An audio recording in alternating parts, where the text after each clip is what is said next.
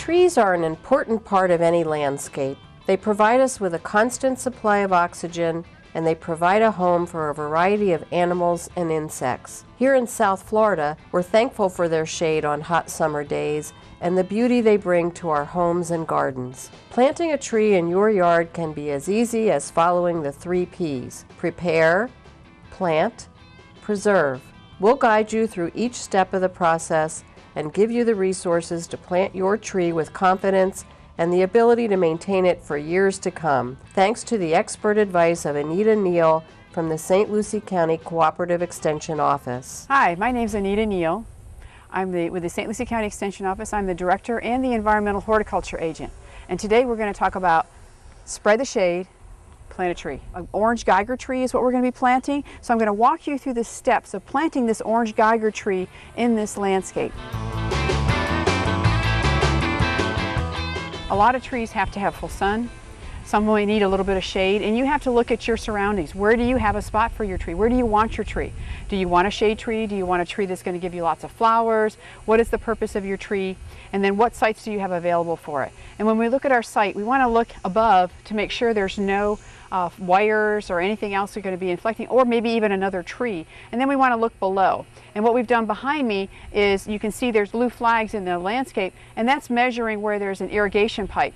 You may have to identify where your electric might come into the house if it's underground, or things of that nature, cable, things of that. So you want to make sure you look below as well as above and identify those areas before you start planting. So we've identified our area here. We are facing a south area right now, and this tree is our orange Geiger tree. It's a very lovely tree. It is one that does well in this area, and it is a native tree. It has a beautiful orange flower on it, and having a southern exposure provides a little bit more protection for this tree because it is not as cold tolerant as some of our other species that grow well in this area. Looking up and seeing potential hazards like power lines or even other trees is easy, but not knowing what's underground could be dangerous. 2 full business days prior to digging, call 811, tell the operator where you're planning to dig, and your local utility company will be notified. They'll send a locator out to mark the approximate location of underground lines, pipes, and cables in your yard, so you'll be able to dig safely. Now when we plant our tree, we're actually going to be digging the hole. You have your root ball, and you're actually going to take a measurement. And the measurement's going to start at the very top of your root in the pot. So in other words, the most top exposed root is where you measure from there on down. Then you're going to subtract 1 inch from that. So in this case, we had 11 inches, so we subtracted 1 inch and came up with 10. That's the depth of our hole. We don't want it any deeper, because what will happen is this will not allow for settling and it will suffocate the tree. We do not want that. And then the width of the tree, the actual width of the size, is 1.5 times the size of the width of this tree. So that's what your hole size is going to be. No bigger and definitely no deeper. We dug our hole, and then we went into the very bottom, and we're kind of packing it down because we don't want that to settle too much on us. Then we measure to make sure we've got that 10 inches.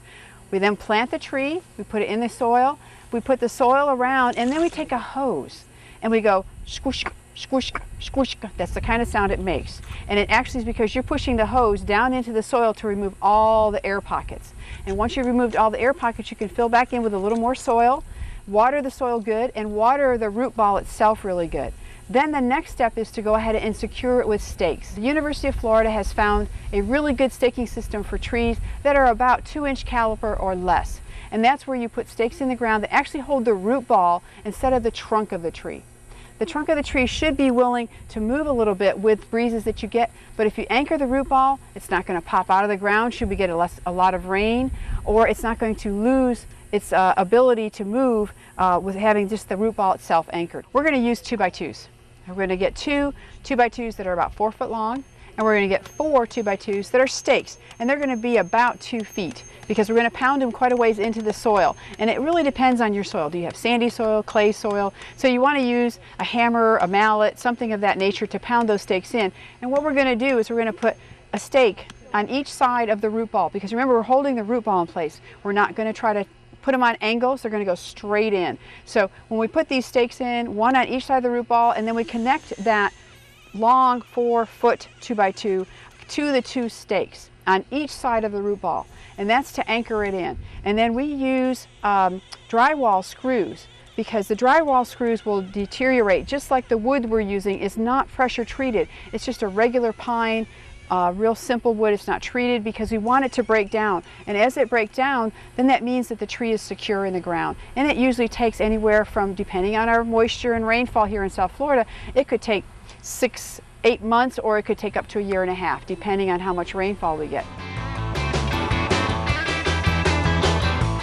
After planting your tree, spread mulch at least 12 inches back and away from the diameter of the trunk. Too much mulch over the root ball can intercept water that should be reaching the roots. If mulch is piled up against the tree and over the root ball, over time it can hide decay and dead spots on the lower trunk and major roots. Roots often grow up and into the mulch, causing them to girdle the tree, which can lead to a decline in the tree's health. Again, make sure mulch isn't covering the root ball, and be sure to water the mulch after planting to ensure it won't steal water from the tree.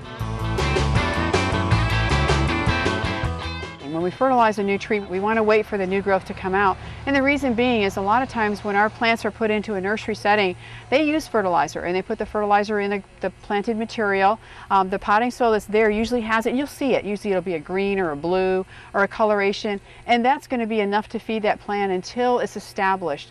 Now, one of the ways to tell it's established is seeing new growth coming out. Now, it doesn't mean that you've got enough roots possibly to support it, but you've got new growth and you can go ahead and fertilize at that time. But this is a native tree, so you probably will never have to fertilize it. And as far as once it becomes established, you'll probably never have to water it too. Now, when we first put a new plant like this in, it needs to be watered every single day. And a lot of that, again, depends on your soil. If it's very heavy, it may not need that extra watering. But water every day until you start to see an established new growth coming out. Then start pulling it back every other day, every 3 days. Don't go from every day to once a week. Do it slowly, gradually do that. When you fertilize a tree, you don't fertilize it all right where the root ball is. You go out to all where the canopy is. So if the canopy goes out 3 feet from the trunk, that's where you put the fertilizer. Yeah, you'll get your grass possibly too. It won't hurt the grass, but that's what you want to get, is all those little baby feeder roots that are also coming out. So it's important when you do fertilize that you do it correctly. Then you take a visual inspection of your tree, make sure everything looks good. Do I need to prune anything off? This damage right here is probably from transportation. A limb got broke off. So we're going to come back in here and prune it back. We have a natural healing process that every tree has, and this is called the branch bark collar, and it's a little swollen area that every limb right here where it attaches to the main trunk will have.